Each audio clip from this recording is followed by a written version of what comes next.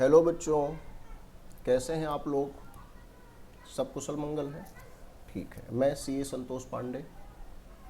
बच्चों, हम अपनी अकाउंट्स की पढ़ाई कर रहे हैं। उसमें हम अपना तीसरा चैप्टर शुरू कर चुके थे। उसका लगभग 75% पोर्शन हमने कवर कर लिया था। आज उसका दूसरा और आखिरी लेक्चर है चैप्टर 3 का, theory base of accounting, accounting standard and Ind AS की हमने बच्चे यहाँ पे चर्चा स्टार्ट करी थी। तो आज उस चैप्टर को हम समाप्त करेंगे। आज उसकी आखिरी क्लास होगी। तो काइंडली, जैसा कि आप नोटिंग मेरे साथ साथ करते हैं, तो चलिए लेट्स स्टार्ट। तो बच्चों, यहाँ पे अभी हमें जो शुरू करना है, हमने इसका एक हिस्सा कर लिया था। इसका दूसरा हिस्सा जो कि छोटा है लेकिन इम्पोर्टेंट है, उसकी चर्चा हमें करनी है, अकाउंटिंग स्टैंडर्ड। तो now let's start.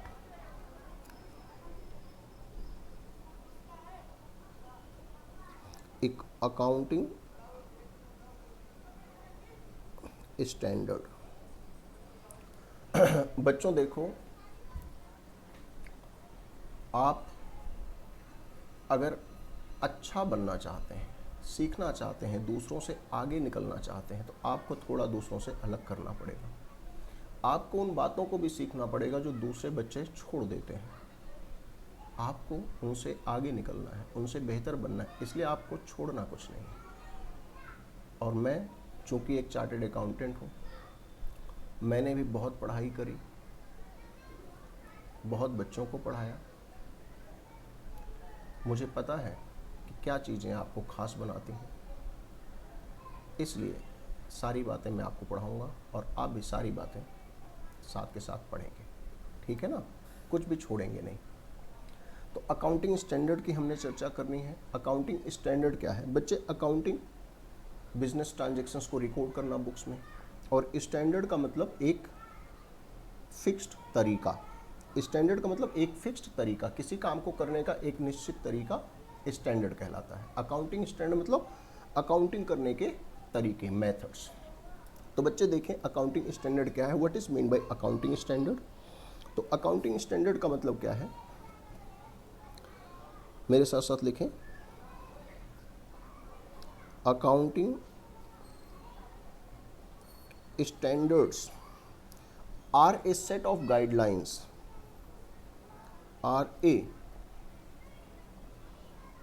set of guidelines। ये बच्चे क्या है? are a set of guidelines। ये कुछ गाइडलाइंस हैं that are followed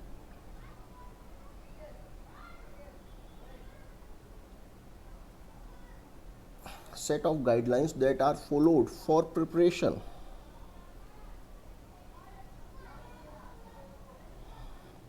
and presentation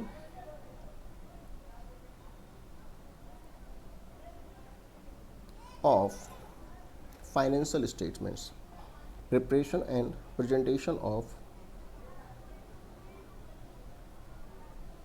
financial statements.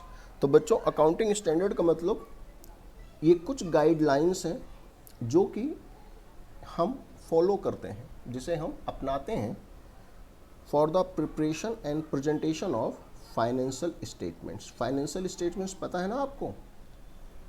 Trading and profit and loss account and balance sheet, है ना? तो जो फाइनेंशियल स्टेटमेंट्स बनाते हैं, उन फाइनेंशियल स्टेटमेंट्स को बनाते समय बच्चे हम जिन गाइडलाइंस का, जिन बातों का ध्यान रखते हैं, उन्हें हम बोलते हैं अकाउंटिंग स्टैंडर्ड। ठीक है बच्चे?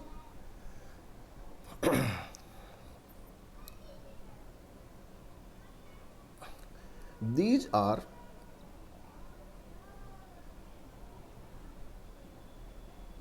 Accounting rules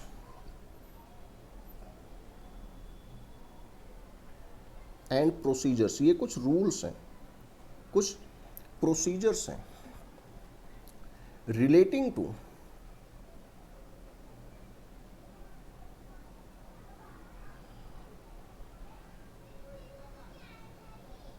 preparation of financial statements. कुछ रूल्स हैं, कुछ प्रोसीजर्स हैं, जिसको आप सेट ऑफ गाइडलाइंस भी कह सकते हैं, जो कि हम फॉलो करते हैं while preparing financial statement, while preparing trading and profit and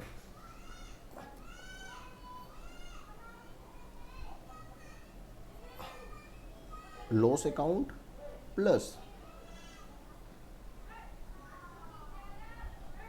balance sheet. जब भी कोई कहता है फाइनेंशियल स्टेटमेंट, तो इसका मतलब वो trading and profit and loss account और बैलेंस शीट की बात कर रहा होगा। अब बात आती है कि जो अकाउंटिंग स्टैंडर्ड्स हैं, जो अकाउंटिंग स्टैंडर्ड्स हैं, तो इनके ऑब्जेक्टिव्स क्या हैं? ऑब्जेक्टिव्स क्या हैं? मतलब हमने क्यों अकाउंटिंग स्टैंडर्ड बनाए, क्यों बनाए हमने?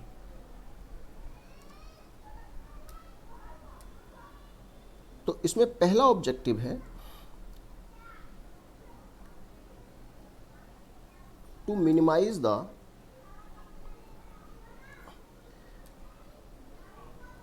Diversity in accounting practices. जो भी हमारे अकाउंटिंग के प्रैक्टिसेस हैं, उसमें जो डाइवर्सिटी है, जो उसमें तरह तरह से, सैकड़ों तरह से जो हम अकाउंटिंग करते हैं, हम उसे मिनिमाइज करना चाहते हैं कि कम तरीके हों, जिससे यूनिफॉर्मिटी आए, जिससे कि बेटर अंडरस्टैंडिंग हो, हम अकाउंटिंग इंफॉर्मेशन को देख करके बेटर तरीके से समझ सकें। अगर हर कंपनी, हर एंटिटी, हर एंटरप्राइज अलग अलग तरह से अकाउंटिंग करेगी, तो फिर तो एक व्यक्ति के लिए समझना मुश्किल होगा, है ना? तो इसलिए बच्चे हमें एक ऐसा कोई तरीका निकालना पड़ा।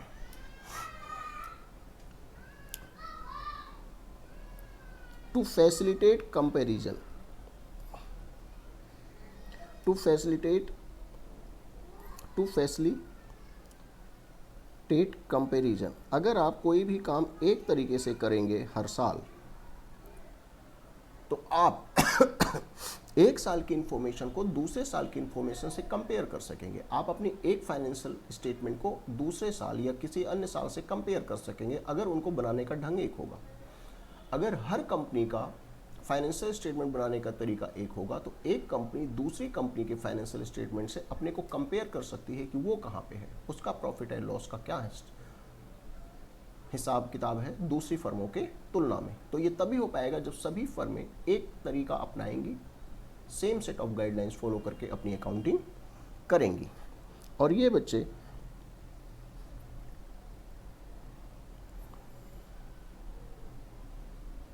To enhance reliability. अगर कोई काम एक निश्चित तरीके से किया गया होगा जो सब अपनाते हैं, अगर आपने भी उसी तरीके से काम करा है, तो आपके भी फाइनेंशियल ट्रांजैक्शंस को, फाइनेंशियल रिकॉर्ड्स को लोग रिलाई करेंगे। इनहेंस माने बढ़ाना, उसकी विश्वसनीयता बढ़ेगी। अगर आप अपने तरीके से काम करेंगे तो लोग शक की नज़रों से देखेंगे, यार आप दूसरों से अलग तरीके से काम करा है, कहीं ऐसा तो नहीं है कि आपने कुछ गड़बड़ घोटाला करा हुआ है। तो इसलिए बच्चे हमें इस बात का ध्यान रखना होता है। इसलिए हमने ये अकाउंटिंग स्टैंडर्ड बनाए हैं, इन बातों को ध्यान में हमने रखा हुआ है। ये ऑब्जेक्टिव को हमने अपने मन में लेकर के हमने ये काम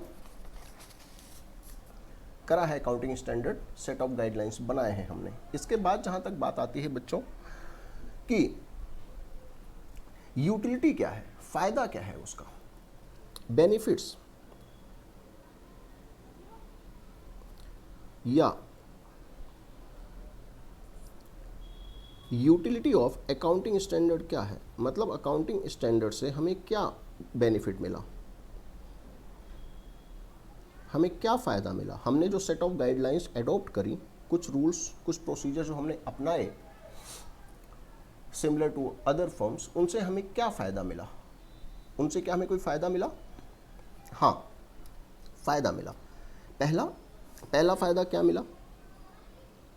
पहला हमें क्या फ़ायदा मिला? अकाउंटिंग स्टैंडर्ड को एडॉप्ट करके हमें पहला फ़ायदा क्या मिला?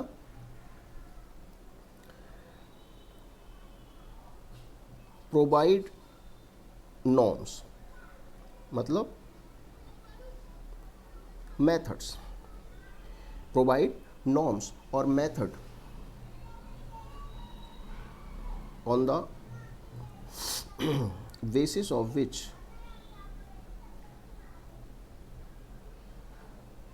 financial statements are prepared।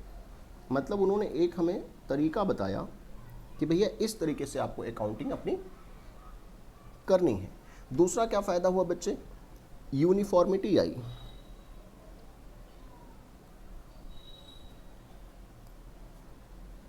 हमारा फाइनेंशियल स्टेटमेंट दूसरी कंपनियों के फाइनेंशियल स्टेटमेंट के जैसा हो पाया, या हमारे ही अलग अलग ईयर्स के फाइनेंशियल स्टेटमेंट्स एक जैसे हो पाए, जिससे हम कंपैरिजन कर सकें।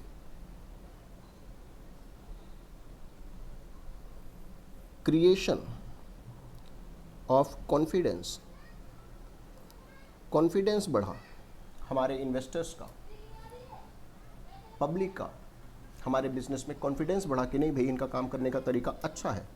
और बच्चे हेल्प्स ऑडिटर्स इन ऑडिटिंग। ऑडिटिंग का मतलब होता है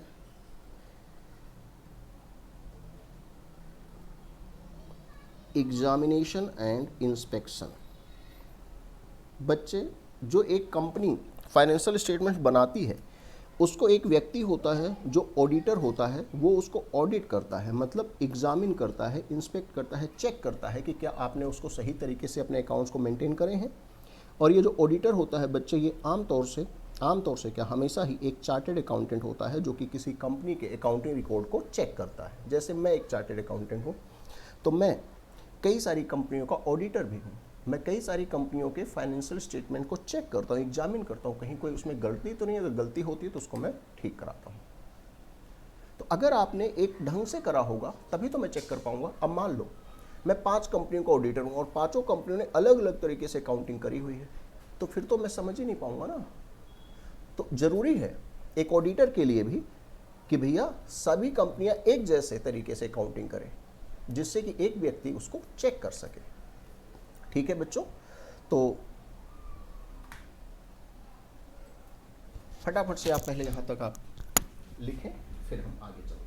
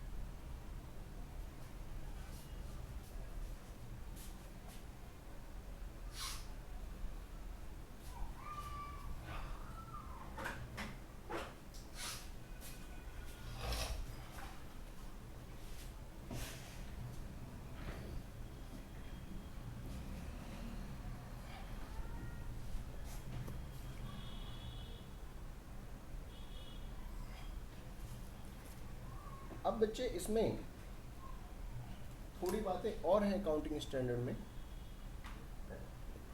क्या बातें हैं अकाउंटिंग स्टैंडर्ड में? थोड़ी बातें और हैं जो हमें देखनी है कि इसके बच्चे कुछ हमारे लिमिटेशंस भी हैं।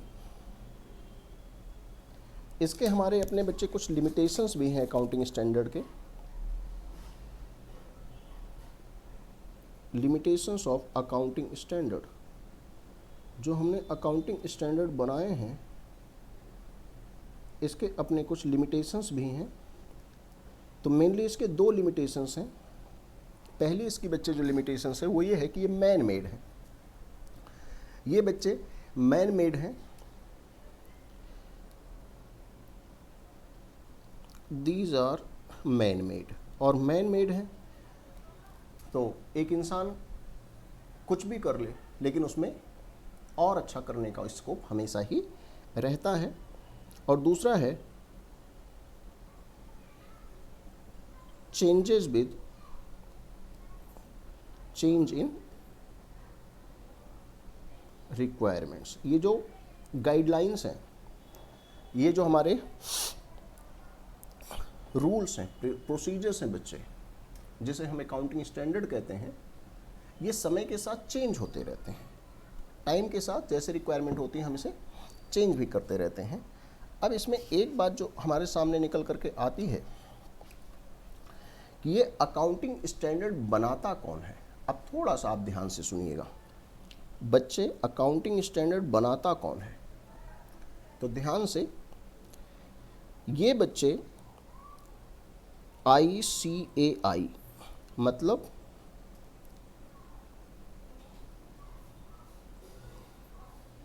Institutes of chartered accountants of India, मतलब जो CA का इंस्टीट्यूट है, institute of chartered accountant of India, वो इस अकाउंटिंग स्टैंडर्ड को बनाता है। और इस इंस्टीट्यूट ने एक बोर्ड बना रखा है, मतलब कुछ लोगों का एक ग्रुप है जो कि एक्चुअली में इसको बनाता है, जिसको हम अकाउंटिंग स्टैंडर्ड बोर्ड बोलते हैं, जिसे हम बोलते हैं ASB, अकाउंटिंग स्टैंडर्ड बोर्ड। तो अकाउंटिंग स्टैंडर्ड बोर्ड है बच्चे किसका? Institute of chartered accountant of India का।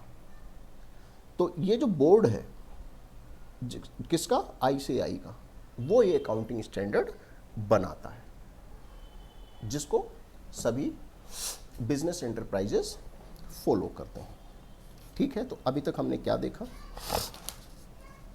Accounting standard set of guidelines होती हैं for the preparation presentation of financial statements. मतलब ये सेट ऑफ गाइडलाइंस मतलब रूल्स एंड प्रोसीजर्स होते हैं। ये कुछ ऑब्जेक्टिव्स को ध्यान में रख के हमने स्टैंडर्ड बनाए हैं। इसके ये कुछ हमारे बेनिफिट्स हुए, इसमें ये कुछ दिक्कतें भी हैं। कौन बनाता है ये? ICAI। ICAI का एक बोर्ड है अकाउंटिंग स्टैंडर्ड बोर्ड, जो कि इसको बनाता है। थोड़ा सा आप ध्यान रखेंगे। अब बच्चों, इसके बाद जो हमारी अगली बात निकल करके आती है, अब थोड़ा सा अगर आगे चलते हैं तो कुछ नई बातों की तरफ हम आगे बढ़ रहे हैं। सभी बच्चे बहुत ध्यान से मेरी बातों को एक एक करके आप देखते रहें। अब बच्चे अगली बात आती है international financial reporting standard. International financial reporting standard, जिसे हम बोलते हैं IFRS। IFRS, ध्यान दीजिएगा बच्चों, IFRS international financial reporting standard, IFRS इसे हम बोलते हैं। IFRS ये भी बच्चे स्टैंडर्ड ही हैं, लेकिन जो हमारे अभी अकाउंटिंग स्टैंडर्ड देखें वो तो हमारे अपने देश की कंपनियों पे लागू होते हैं। वो हमारे देश की कंपनियों के द्वारा अकाउंटिंग करने का तरीका है। लेकिन बच्चों, अब आज के टाइम पे एक देश की कंपनी एक ही देश में काम नहीं करती, कई सारे देशों में काम करती है। विदेशों की कंपनियां हमारे देश में काम करती हैं। तो जो हमारे देश की कंपनी विदेश में गई तो विदेश में भी अकाउंटिंग करेगी। विदेश की कंपनी हमारे देश में आई तो वो भी अकाउंटिंग करेगी। तो अगर हमारी कंपनी विदेश में गई, विदेश में जो अकाउंटिंग कर रही होगी तो हो सकता है वो विदेश के नियम के हिसाब से करे, तो वहाँ का अकाउंटिंग स्टैंडर्ड पता नहीं क्या है। ऐसे ही जो विदेश की कंपनी हमारे यहाँ आ रही है तो उसको तो वो वाला तरीका मालूम है विदेश का, हमारे तरीके को तो उसे पता नहीं है हमारा स्टैंडर्ड क्या है। तो फिर यहाँ पे आएगी तो फिर उसको हमारा तरीका सीखना पड़ेगा, उसमें बड़ा घिचपिच हो जाएगा। तो अब अकाउंटिंग स्टैंडर्ड जो कि हमारे ही देश का है, तो अब हमने क्या करा, एक ऐसा स्टैंडर्ड बना लिया जो कि पूरे विश्व में जितने भी देश हैं उन सबके अकाउंटिंग स्टैंडर्ड से हमारा अकाउंटिंग स्टैंडर्ड भी मैच करे। मतलब जो दुनिया के बाकी देश जो तरीका अकाउंटिंग का फॉलो करते हैं, अब हम भी वही तरीका फॉलो करेंगे। अब अलग अलग देशों के अकाउंटिंग के तरीके अलग अलग नहीं होंगे। इंटरनेशनल फाइनेंशियल रिपोर्टिंग स्टैंडर्ड, ये इंटरनेशनल स्टैंडर्ड्स हैं जो कि दुनिया के हर देश, हर कंपनी को फॉलो करना पड़ेगा, क्योंकि अब ग्लोबलाइजेशन का ज़माना है। अब एक देश दूसरा देश, ये कोई बात नहीं, अब दुनिया के सभी देश एक दूसरे देश में काम करते हैं। तो अब एक ऐसा स्टैंडर्ड चाहिए जो पूरे ग्लोबली एक्सेप्टेबल हो। समझ आ रही बच्चों बात आपको? ये अभी नया है। वो तो अकाउंटिंग स्टैंडर्ड जो institute of chartered accountant of India बना था तो बहुत पुराना है, 1973 के आसपास वो बना था, लेकिन ये तो अभी नया है ये, ठीक है ना। तो अगर हम इसको बात करें तो ये क्या है देखें इसे, IFRS international financial reporting standard are a set of accounting standards, are a set of accounting standards developed by, किसने बनाया है? अकाउंटिंग स्टैंडर्ड बोर्ड ने? नहीं, किसी और ने बनाया है। Developed by international, developed by international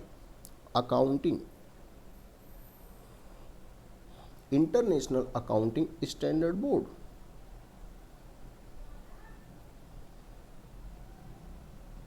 यानी कि इंटरनेशनल अकाउंटिंग स्टैंडर्ड बोर्ड ने इसे बनाया है। अकाउंटिंग स्टैंडर्ड किसे बनाया था? अकाउंटिंग स्टैंडर्ड बोर्ड ने, वो हमारे देश के लिए था। एक नया बोर्ड बना दिया, ग्रुप ऑफ पीपल बना दिए, और उस संस्था को नाम दे दिया, उस बॉडी को नाम दे दिया इंटरनेशनल अकाउंटिंग बोर्ड। ये इंटरनेशनल फाइनेंशियल रिपोर्टिंग स्टैंडर्ड बनाएगा। अब बात आती है कि ये है क्या ये है क्या? तो बच्चे ये क्या है, थोड़ा सा इसको देखते हैं कि इंटरनेशनल अकाउंटिंग स्टैंडर्ड बोर्ड जो IFRS बना रहा है तो वो क्या बना रहा होगा। वो भी एक स्टैंडर्ड ही बना रहा है, लेकिन कौन सा स्टैंडर्ड बना रहा है जो कि यूनिवर्सली ग्लोबली एक्सेप्टेबल हो, हर कंट्री जिसको फॉलो करे। समझ आ रही बच्चे बात? तो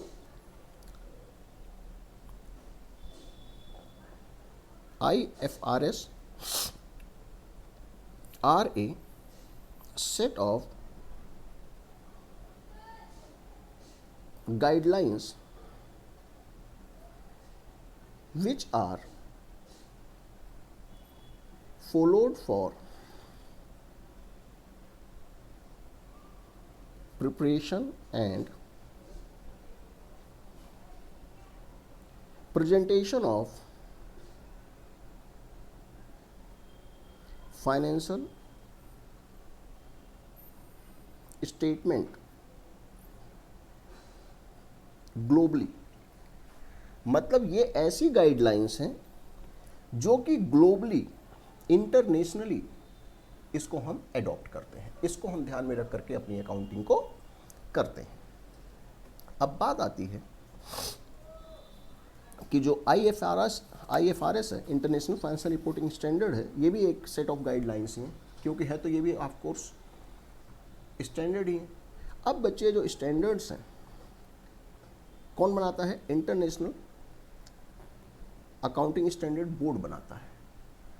ये एक अकाउंटिंग स्टैंडर्ड से नई कोई चीज़ निकल के आ गई, नए टाइप की चीज़ निकल के आ गई, जो कि ग्लोबल रिक्वायरमेंट्स को ध्यान में रख करके ये स्टैंडर्ड हमारा बनाया गया है। अब बात आती है कि यहाँ पे ध्यान रखना है, अगर आप ध्यान रख सके तो IFRS, बोलिए मेरे साथ साथ, international financial reporting standard based financial statements. बच्चे, अकाउंटिंग स्टैंडर्ड के हिसाब से आमतौर से हम जो फाइनेंशियल स्टेटमेंट बनाते हैं उसमें trading and profit and loss account और बैलेंस शीट होती है जनरली, ठीक है ना। लेकिन जब हम IFRS फॉलो करते हैं, जब हम दुनिया के बाकी देशों में जो हो रहा है उसके हिसाब से अपनी अकाउंटिंग करने की कोशिश करते हैं, तो वहाँ पे जो हम फाइनेंशियल स्टेटमेंट्स बनाते हैं वो कौन कौन सी फाइनेंशियल स्टेटमेंट्स होती हैं उसके बारे में थोड़ा हमें बात करनी है। उसमें होता है एक statement of financial position, statement of financial position, मतलब जो फाइनेंशियल स्टेटमेंट्स हम बनाएंगे IFRS को ध्यान में रख करके, उसमें क्या क्या हम बनाएंगे, क्या trading and profit and loss account बनाएंगे या बैलेंस शीट बनाएंगे? नहीं, उसमें हम स्टेटमेंट ऑफ फाइनेंशियल पोजीशन, देखो ओवरऑल बातें वही होंगी लेकिन उनमें कुछ भिन्नताएं होंगी, वही अकाउंटिंग इंफॉर्मेशन, वही सेल परचेज के उसमें सारे अपने ट्रांजैक्शन है, लेकिन बनाने का ढंग थोड़ा अलग होगा, थोड़ा नाम उसका अलग होगा जो दुनिया के बाकी देशों के साथ मैच करेगा। Statement of comprehensive income, statement of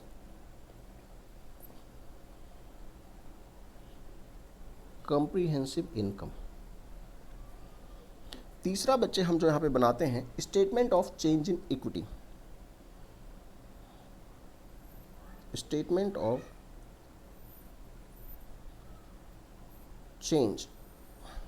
changes in equity. अगर आप इसको ध्यान रख लेते हैं तो अच्छी बात है। Statement of cash flow, statement of cash flows, और पांचवी और अंतिम चीज बच्चे हम बनाते हैं notes and significant accounting policies, notes and significant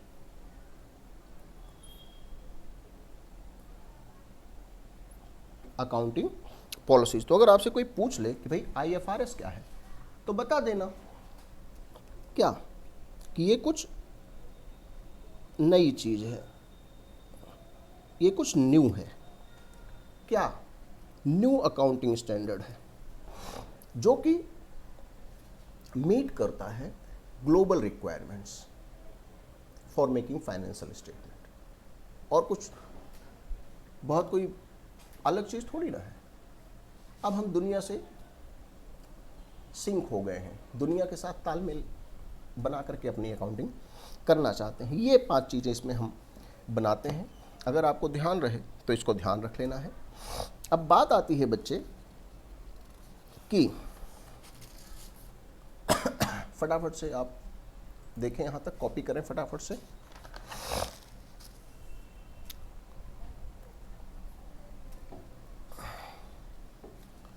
तो हमने अभी तक क्या क्या देख लिया? एक हमने क्या देखा? Accounting standard. दूसरा क्या देखा? International financial reporting standard. अब तीसरी बात बच्चे हम करने चल रहे हैं इंड एएस। तीसरी बात हम जो करने चल रहे हैं वो करने चल रहे हैं इंड एएस। ये इंड एएस क्या है सर? ये इंड एएस क्या है बच्चे? तो अभी बताता हूं आपको, पहले आप लिखें इंड एएस। इंड एएस को इंडियन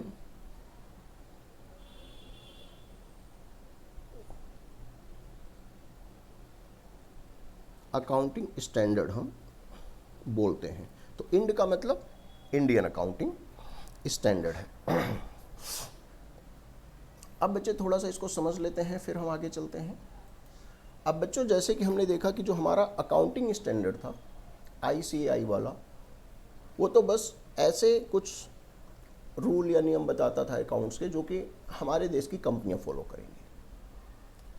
अब दुनिया के साथ कदम से कदम मिला के चलने के लिए हमने दुनिया की तरफ देखा कि भाई वो अकाउंटिंग कैसे करते हैं, हमने उनके तरीके को देखा, उनका जो तरीका था उसको हमने देखा, उसको इंटरनेशनल फाइनेंशियल रिपोर्टिंग स्टैंडर्ड बोल दिया। अब हमारे सामने ये एक समस्या थी कि हम अपना अकाउंटिंग स्टैंडर्ड जो पहले हम अपनाते थे और जो नया वाला हमने देखा IFRS, तो क्या हम इंडियन जो हमारा अकाउंटिंग स्टैंडर्ड है उसको छोड़ दें, पूरा ख़त्म कर दें अब, और IFRS के तरीके से ही पूरी अकाउंटिंग करें, इसको पूरा अकाउंटिंग स्टैंडर्ड पूरा फाड़ के फेंक दें, रद्दी हो गया, और अब नया स्टैंडर्ड जो IFRS है दुनिया वाले के हिसाब से, अब उसके हिसाब से हमने अकाउंटिंग करें। तो हमारे पास ये दो तरीके थे। हमने क्या करा, हमने इन दोनों तरीकों को ना तो अकाउंटिंग स्टैंडर्ड को फाड़ के फेंक दिया पूरा, ना ही IFRS को पूरा अपना लिया। हमने ऐसा नहीं करा, बल्कि हमने दोनों का मिला जुला रूप अपनाया। हमारे अकाउंटिंग स्टैंडर्ड में थोड़ा बहुत चेंजेस कर दिया जो कि इस IFRS से तालमेल में आ जाए। भाई हमारा भी अकाउंटिंग स्टैंडर्ड तो पहले चल ही रहा था ना, वो कोई रद्दी थोड़ी ना था, इतने दिनों से काम हो ही रहा था। IFRS एक नई चीज़ है, लेकिन ये नहीं कि 100% उसमें सब नया ही है, कुछ अंतर था। तो हमने क्या करा, अपने ही अकाउंटिंग स्टैंडर्ड में थोड़े बदलाव कर लिए इस IFRS के हिसाब से, जिससे कि हमारे अकाउंटिंग स्टैंडर्ड में जो चीज़ें नहीं थी या जो इससे तालमेल नहीं खाती थी IFRS से, तो हमने अपने अकाउंटिंग स्टैंडर्ड में वो बदलाव कर लिए IFRS के हिसाब से। जो नहीं था उसको डाल दिया, जो इससे मैच नहीं करता था उसको हटा दिया, जो इसमें नई बातें थी उसको हमने मिला दी, हमने कन्वर्ज कर दिया, मिला दिया अपने अकाउंटिंग स्टैंडर्ड को और IFRS को। और इस प्रकार से जो चीज़ निकल करके आई, एक तीसरी चीज़ बन गई ना, उस तीसरी चीज़ को हमने नाम दिया इंडियन अकाउंटिंग स्टैंडर्ड, जिसको हम IND AS कहते हैं। आशा करता हूं कि आपको बातें समझ आ रही होंगी। तो अब अगर आपसे कोई पूछ ले कि ये क्या है,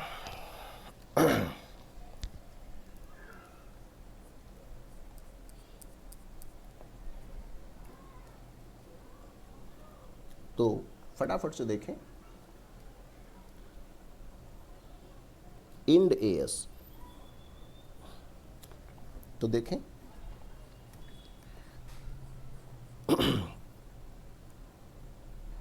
इंडियन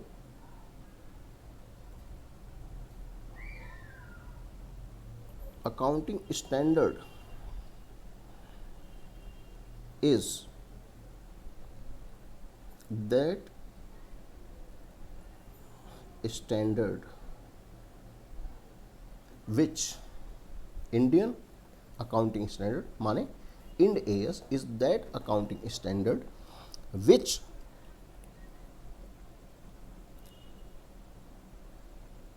emerged, जो कि हमारे सामने निकल के आया by converging, मिलान करना, by converging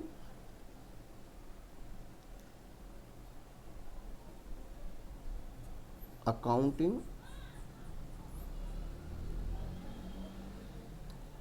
standard with IFRS। तो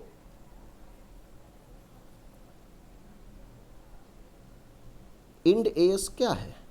IND AS जो हमारे पहला अकाउंटिंग स्टैंडर्ड था AS, और जो IFRS नया वाला था, तो दोनों को हमने कन्वर्ज कर दिया, मिला दिया, मैच करा दिया, और जो चीज़ निकल के आई उसको हमने बोला IND AS, Indian accounting standard. ध्यान रखिएगा बच्चे, अकाउंटिंग स्टैंडर्ड कई सारे हैं, 30-35 हैं। अगर आप कभी बड़ी क्लास में जाएंगे, चार्टेड अकाउंटेंट वगैरह की पढ़ाई करेंगे, तो आपको पढ़ाया जाएगा, कई सारे अकाउंटिंग स्टैंडर्ड हैं। तो ये हमने देखा कि किस प्रकार से हमारी बात यहाँ पे सामने निकल के आई कि IND AS एक नई चीज़ हमारे सामने निकल के आई जो कि तालमेल से बनी पुराने अकाउंटिंग स्टैंडर्ड और IFRS के हिसाब से। हमने अपना पुराना ख़त्म नहीं कर दिया।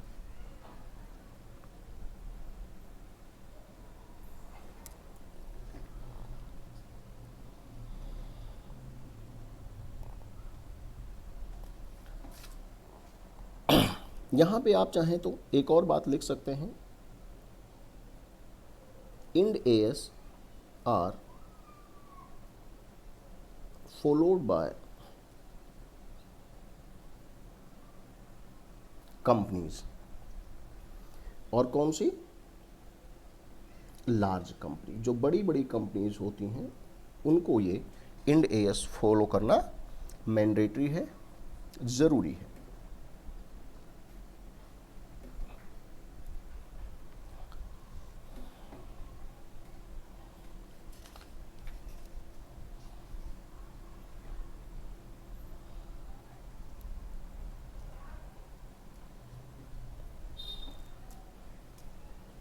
कौन कौन सी कंपनीज होती हैं आमतौर से जिस पे इंड एएस अप्लाई होता है?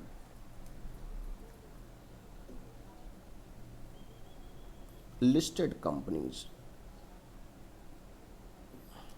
जो स्टॉक एक्सचेंज में लिस्टेड हैं, या उन कंपनीज में जिनकी नेटवर्थ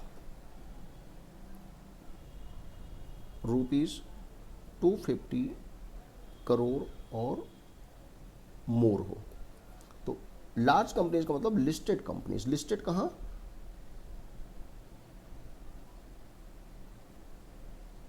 स्टॉक एक्सचेंज में। बॉम्बे स्टॉक एक्सचेंज का आपने नाम सुना होगा। बड़ी बड़ी कंपनियां होती हैं लिस्टेड कंपनियां, और नेटवर्थ जिनकी, या जिस कंपनियों की नेटवर्थ 250 करोड़ या उससे ज़्यादा हो, वो कंपनियों को ये फॉलो करना मैंडेटरी है।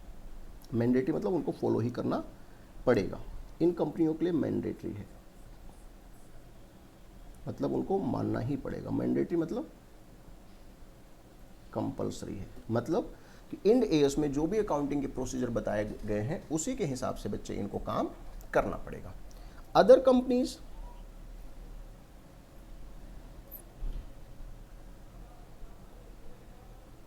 अदर कंपनीज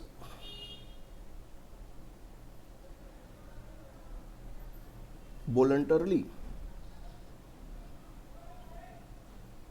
में फॉलो इंड एएस। दूसरी कंपनी अगर चाहें तो अपनी मर्जी से, मतलब जो लिस्टेड नहीं है, छोटी कंपनियां जिनका नेटवर्थ इतने से कम है, अगर वो चाहें तो अपनी मर्जी से वो इंड एएस के हिसाब से अपनी अकाउंटिंग कर सकती हैं। उन्हीं के लिए अच्छा होगा, उनका अकाउंटिंग ग्लोबल स्पेसिफिकेशन के हिसाब से बनेगा, उनके लिए अच्छा है। लेकिन अगर नहीं भी हो तो उनके लिए कोई कंपल्सन नहीं है, लेकिन इनके लिए तो कंपल्सरी है। तो आपको पता होना चाहिए भाई क्या चीज़ें थी। तो मैं आशा करता हूँ कि आप इसको अच्छे से लिख रहे हैं।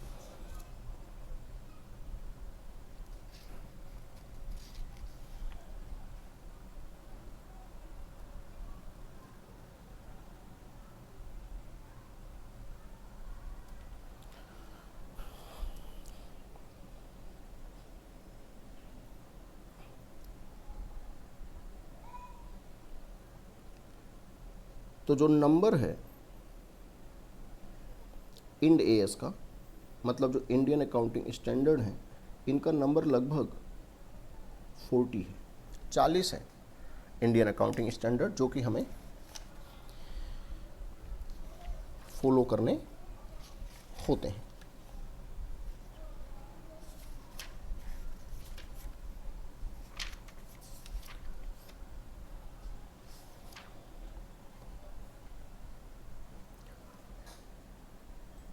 ठीक है बच्चों, तो यहाँ पे आकर के हमारा ये चैप्टर भी ख़त्म होता है। थर्ड चैप्टर जो हमने देखा उसमें मेनली हम स्टैंडर्ड्स की बात कर रहे थे, अकाउंटिंग स्टैंडर्ड जो हमारा पहले से चला आ रहा था। फिर उसके बेनिफिट्स लिमिटेशंस देखे, फिर एक नई चीज़ आ गई कोई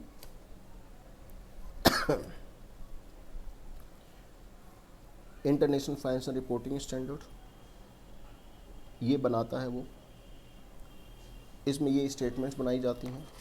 फिर एक नई चीज़ आ गई जब हमने अकाउंटिंग स्टैंडर्ड आईएफआरएस को कन्वर्ट करा, मिलाया, तो Ind AS Indian accounting standard आ गया हमारे पास, जो कि लिस्टेड कंपनीज जो स्टॉक एक्सचेंज में लिस्टेड हैं उनको फॉलो करना मैंडेटरी है, कंपल्सरी है, या जिनकी नेटवर्थ 250 करोड़ या उससे ज़्यादा है उनके लिए भी बच्चे ये कंपल्सरी है।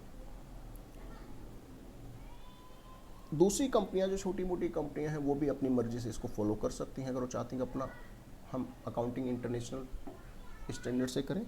और जो इंड एएस हैं बच्चे, इनकी संख्या लगभग 40 है, अभी तक 40 इंडियन अकाउंटिंग स्टैंडर्ड इशू हो चुके हैं। ठीक है बच्चों, तो यहाँ पे हमारा जो तीसरा चैप्टर है बच्चे अकाउंट्स का वो भी आपका कंप्लीट होता है। मैं आपको जो वीडियो बना रहा हूँ आपके लिए बच्चे, तो ये बहुत ही हम अच्छी क्वालिटी के वीडियोस बना रहे हैं। दूसरे बच्चों से आप ऊपर निकल जाएं ऐसा वीडियो बना रहे हैं। कहीं भी आप कल को इंटरव्यू देने जाएं तो आप वहाँ पे हारे नहीं। कोई आपसे कुछ भी पूछ ले 11वीं के लेवल का, तो आप उसमें पीछे ना रहें, आप उसका आंसर दे पाएँ। कोई आपसे कुछ भी पूछ ले आपके लेवल तक का, तो आप उसमें अच्छे से उसको रिप्लाई कर पाएँ, सारी चीज़ें आपको पता हो, उस हिसाब से आपको पढ़ाई कराई जा रही है। इसीलिए आपने देखा होगा कि मैं कोई जल्दबाजी नहीं करता। थोड़ा वीडियो लंबा बन जाए कोई बात नहीं, लंबा बन जाए तो कहाँ जाना है, जब पढ़ाई कर ही रहे हैं तो पढ़ाई कर लेते हैं, है ना। अरे आधे घंटे की बजाय 45 मिनट से, 45 मिनट की बजाय 1 घंटा से, जब कोई बात हो रही है तो बात अच्छे से हो जानी चाहिए। उस बात से संबंधित कोई भी बात छूट ना चाहिए। समय का क्या है, थोड़ा ज़्यादा ही लग जाएगा, थोड़ा कम सो लेना आप, थोड़ा कम खेल लेना, है ना। तो बच्चों यहाँ पे मैं आप लोगों को 3 चैप्टर्स अकाउंट्स के दे चुका हूँ, आप इसे अच्छे से रिवाइज करें, इसका अधिकतम लाभ उठाएं। ठीक है बच्चों, फिर अगले चैप्टर की बात करेंगे बहुत जल्द। सभी बच्चों को टाटा बाय बाय सी।